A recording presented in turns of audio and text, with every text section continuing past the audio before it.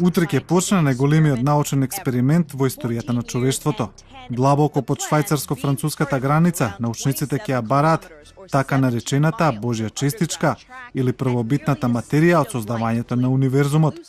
Кога ќе биде вклучен 30 километри долгиот забрзувач на честички на Европскиот центар за нуклеарни истражувања, ќе симулира услови од создавањето на Вселената.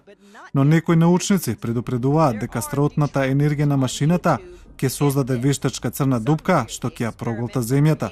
Сепак научниците кои работат на проектот таквите тврдења ги нарекуваат безсмислици. Сакаме да ги рекреираме чудесните случки за мистериозниот почеток од пред 14-15 милиарди години. Како се создале атомите, звездите, галаксиите, планетите.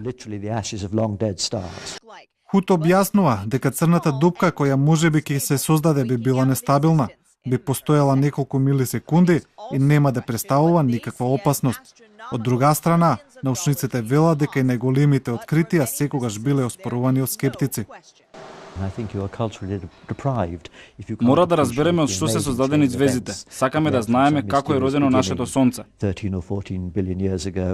На Мамутскиот проект работеа 8000 научници од 85 земји, а 10 годишната изградба чинеше 10 милиарди долари.